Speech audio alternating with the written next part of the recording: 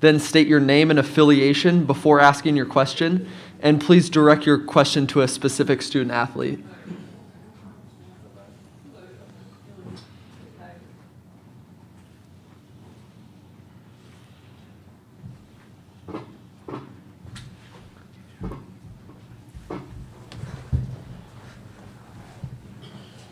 All right, we're now joined by sophomore Emily Ryan and senior Ashley Joens from Iowa State University. So if you have a question, please raise your hand.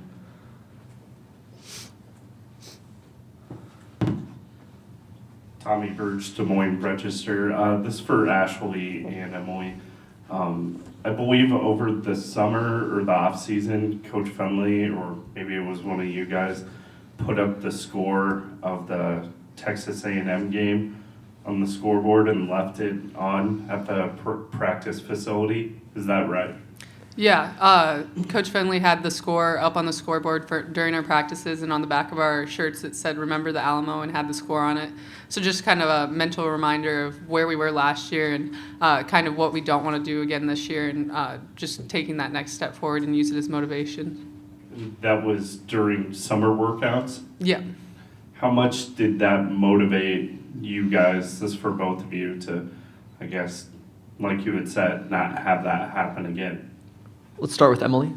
Yeah, no, just knowing how close we were to winning that game last year, and how it made us focus on how important the little things are, and that's something we focused on a lot this summer, is that any little play or any little detail can change the outcome of a game. So having that reminder just was something that was in the back of our mind all summer and kept us motivated. Ashley, do you have anything to add to that? No, just kind of like what Emily said, just knowing that you have to play till the very end, and every little thing in the game matters, so you just have to go out, play as hard as you can, and really buy into the scouting report. Rob Gray, Cedar Rapids Gazette. This is for Ashley. Talked a lot about what it means to host these first two rounds, and I mean, and you often talk, all of you guys talk about not taking anything for granted. Just how special is that, knowing that you not only have the fan support for you guys, but these are women's basketball fans that are going to show up for probably a lot of these games, or all of them. Yeah, I mean, it's really great when we get to host. We have some of the best fans in the country, so just to be able to play at Hilton again and get our fans in here, and I know they're excited and we're excited, so it will be a lot of fun, and we just have to focus in and get ready to play. Connor Ferguson, Cyclone Fanatic. Ashley, this is kind of more so for you. I know you guys draw a lot of motivation from that game in San Antonio last year.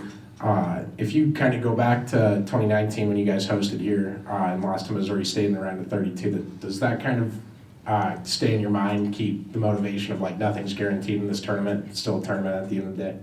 Yeah, for sure. I mean, you remember all the little plays and everything that happens, but you can't really dwell on it. You have to continue moving on and trying to get better. And so just knowing that you can't take any team for granted. Every team's going to go out and give everything they have, so you just have to do the same, go out and compete, and like I said, focus on our scouting report and come ready to go. Hi guys, Scott Reiser from KCCI. I pretty much know you're going to answer this based on what you were just talking about not looking past anybody, but it's impossible for everybody else not to see Greensboro lurking in a possible Cy-Young showdown. Have you guys caught yourself at all, or anybody else on the team, like, hey, let's make it and maybe see Iowa or anything like that, or is that just so far not even in your mindset at all? I'd like to hear what both of you guys have to say. Let's go to Emily first. Yeah, no, that's honestly not anything we're focused on at all. We're really focused on UT-Arlington and preparing the best we can for them and trying to win that game. That's our biggest focus right now. Yeah, like Emily said, we have UT-Arlington first. You can't overlook them. They're a good team, so we just have to focus on that right now and get ready to play for that one. And for Emily and Ashley, what has the scout revealed about UT-Arlington, what they've got, and kind of what you have to be concerned with? Let's start with Emily again. Yeah, they're a really talented team. They're in the NCAA tournament for a reason. They won their conference tournament easily. They didn't have any trouble. And they have their conference player of the year on their team as well. So we're going to have to really focus and focus our scout team and do what we can to limit what they do best and see what that takes us. This is for either of you guys. Have you looked at Star Jacobs for UT-Arlington at all? And I know your game plan kind of surrounds, if they got a star player that produces a lot of scoring, we're going to let them get theirs and kind of focus on everyone around them. Have you guys looked at how you're going to approach that? Let's go to Ashley and then Emily. Yeah, we've scouted and we know she's a really good player, so we just have to stay in front of her, kind of limit her shots and box out and rebound. I think that's the big thing. Also, getting rebounds, helping us get some defensive rebounds to use in our offense as well. Yeah, Star Jacobs is obviously a great player. Like I mentioned, player of the year in their conference. So we know we have to focus really hard on her, but it's not just her either. They have a lot of solid pieces around her too. So we really have to focus in on each individual person and try to take away their strengths. Emily, what's this like getting to play, knowing that, I mean, you guys are a top 10 program, everyone's watching all season long, but I mean, this is the NCAA tournament. I mean, seems like the bright lights are really shining. As a competitor, does it, add a little more juice to you, and what's this experience going to be like, do you think? Yeah, it's going to be really fun just to have the opportunity to play in the NCAA tournament. That's something you dream of growing up. So having this opportunity is really special, and to be able to do it in front of Hilton makes it even more special. So just having this opportunity, I know as a team we're going to be focused on the task at hand, but we're going to enjoy the moment as well. Do we have any more in-person questions for the student athletes? Ashley, how has Emily's game changed from last year to this year, in just terms of, on offense especially, in terms of kind of getting everyone the ball in the right spot, because it's really been fun to watch her passing. Yeah, Emily has done a great job. She's always in the gym trying to get better, and you can really see that. Her confidence is really high right now, and she does an amazing job of understanding the game, knowing when she needs to score, when to get someone the ball at the right time. So I think just watching her grow from last year to this year has been a lot of fun, and it's a lot of fun playing with her. I got one more, sorry. Ashley, is there any emotional hangover from Kansas City from the way you guys lost to Texas at all entering this week, do you think? Not necessarily. I mean, it's a new season, really.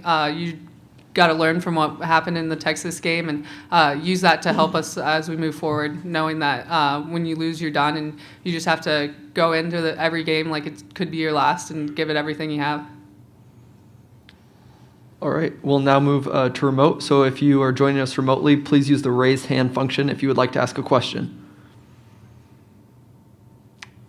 I think that's all we have for you. So thank you so much for joining us. Thank you. Thank you, guys. Thanks, guys. Thank you.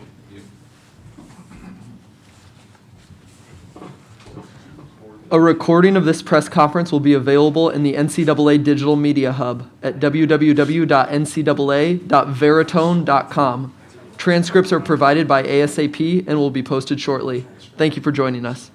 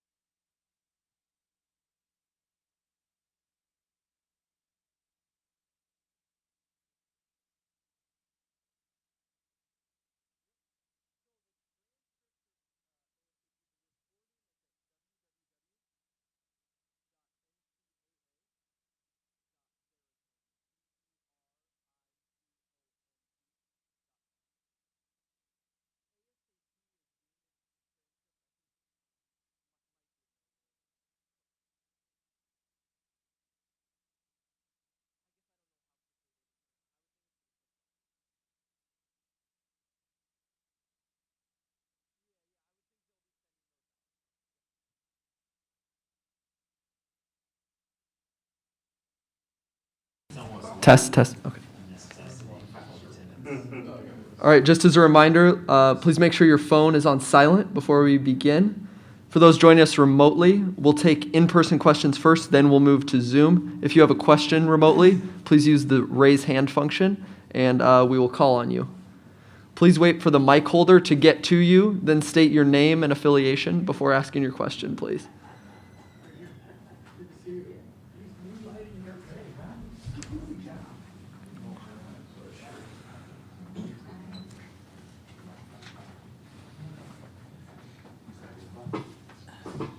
Coach, how's it going? Happy St. Patrick's Day. You too.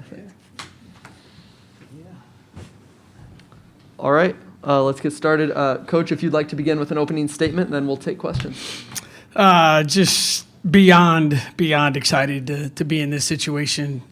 It never gets old, and certainly after what we've all been through the last couple of years, to be back to a normal NCAA setting. We have a lot of kids that haven't had this experience, so it's a great thing. Honored to host it. And certainly, last thing is I just cannot thank the staff here enough. The amount of work that they have put in and to have also the first 4 game last night, just no one does it better. No one does it better than Iowa State and the staff here, so I really appreciate their work, and hopefully it'll be a great weekend for all the teams that are here. All right, if you've got a question for Iowa State head coach Bill Fennelly, please raise your hand. Rob Gray, Cedar Rapids Gazette. Bill, we'd asked the student athletes about keeping up that A&M score, I think, in the summer. I know you intend that as motivation, not like, oh gosh, you guys messed up. How do you feel that? And I know signs have been a big thing for you throughout your career. Yeah. How do you feel that was a nice way to kind of ease them into this season and get them focused on the long task at hand? No, I think with the score and the T-shirts and the signs, some teams that's a reminder of a negative. I think this group, it was more of a reminder of possibilities and opportunities that we didn't take advantage of. And I think our team understands that, and certainly the leadership of our team understands it. So it was just one of those things that just literally we decided to try it. We asked them about it. They seemed very receptive, so we kind of went with it. I got tired of looking at it, to be honest with you, but it was there all year. I could look out my window and see it for I don't know how many months. That was just for the Tommy Birch Des Moines Register. That was just for the summer workouts and everything. Yeah, we put it up there. We made T-shirts, remember the Alamo, and we put the score everywhere. And it was just a reminder during the summer, there's no one around. It's just us. It's not any fun. We started June 13th, and you're sitting there going, all this work that we're going to put in to hopefully be here today. And, it's just something that just gave them a visual of why am I doing this every single day in June, in July, in August. And to our kids' credit, we got to this point. No, a butt's been made about what type of matchup you may have with UT-Arlington now that you've gotten a chance to break down the film. What are you seeing, and how do you feel about the way they match up with you? I think the two things right off the bat for me, they're very old, like a lot of teams in this tournament. Everyone's a senior except for Star Jacobs, I think, is redshirt junior, so they're a very mature team. And then Jacobs is a handful. The kind of post player that we see in our league. She can score it. I think she averages 21 points a game. Shoots a ton of free throws. Coach Wright has done an amazing job. I'm glad the coaches don't have to play each other. That would be a mismatch. I'd get killed. But I think the way they play, they change defenses, switch a lot. So, not a lot of the things that we've seen in the Big 12, but certainly their maturity. And when you have a star caliber player, no pun intended, her name is Star Jacobs, you have a chance to do some big things. So our kids are excited. It's fun to play someone different than what you've seen in the Big 12 twice a year and sometimes 3 times. So hopefully we'll have a good day of practice today and stay awake till 9 o'clock tomorrow night. I mean, it's 1 o'clock, and I'm like, are we ready to go yet? We still got 8 hours to go. So it's, yeah, that one's going to be hard. Emily Ryan's in bed at 9 o'clock. We got to figure something out here. Coach Connor Ferguson, Cyclone Fanatic. Speaking of Star Jacobs, I know your game plan with dynamic scorers like that is kind of, you're going to let them get theirs and you're going to focus on the players around her. Have you looked at anything different from that, I guess, that deviates from a normal game plan like that for you, or I guess how are you going to attack her? No, we're not going to do a lot of stuff different. I think that sometimes as a coach, or not myself, you overthink things. There's a reason we're here, and the reason we're 26-6, and let's not get too crazy here. But we got to be smart. I think there's a lot of things that are different. The number one thing is the officiating could be different. You could see people that you've never seen before. So you got to be smart, and the number one thing that you look at is you got to keep people off the free throw line, especially a kid like Jacobs. And we've done an amazing job over the years of not being a team that fouls people. And those are things that you have to really believe in and practice and focus on. That, that's the way we play, but you have to reinforce that with your team, I think, when you get into the postseason. And really, again, it goes back to our thing: embrace who you are and don't apologize for what you're not. And that's what we're going to try and do tomorrow night. And I know you said you get tired of looking at that Texas A&M score from last year. I kind of wanted to draw on that Missouri State game from a couple years ago.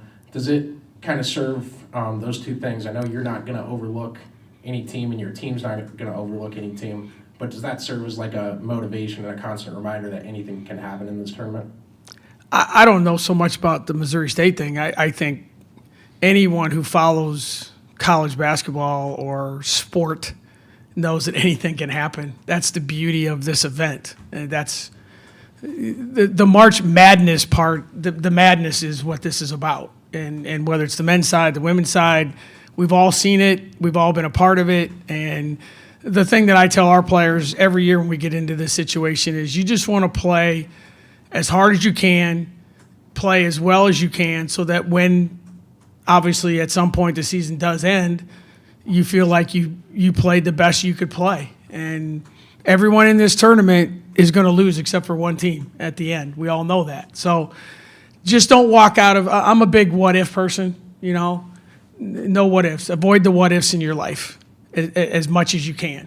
And for us, that means show up, play hard, give our fans what they deserve, and we'll have a good crowd, and we appreciate that. But that's basically what we're going to be about. Andrew Harrington, Iowa State Daily. What does it mean to you and your team to be playing these games in Hilton? Oh, I think it's phenomenal. I think the chance to play at home is great.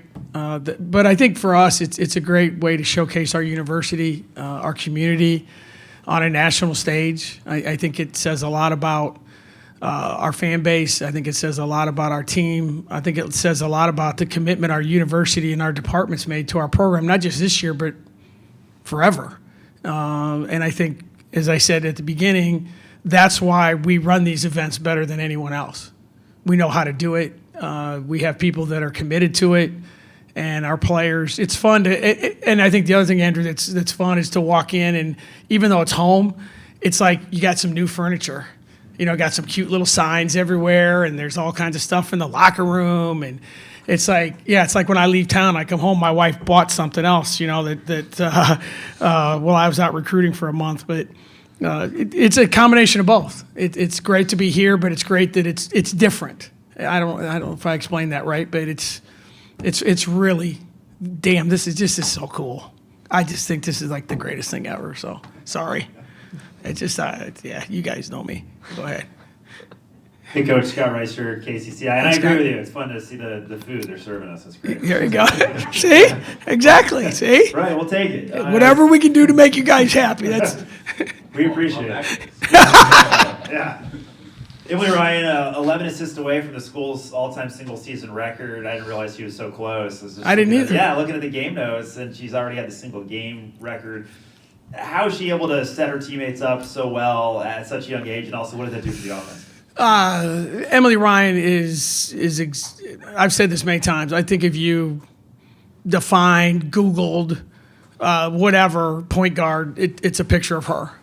The way she cares about her teammates, the way she understands the way we need to play, the trust that she has from her teammates, from her coaches is amazing. And the kid just, I don't want to say the hardest, that's not fair. There's never been a player that's worked harder to be a great player than Emily Ryan. Every single morning, she's in the gym, but she's the kind of kid that you want to, the whole coach on the court thing. She's pretty good, pretty good. Hey, Coach Colin Cahill with WOI out of Des Moines. We saw you guys play a really physical game with Texas.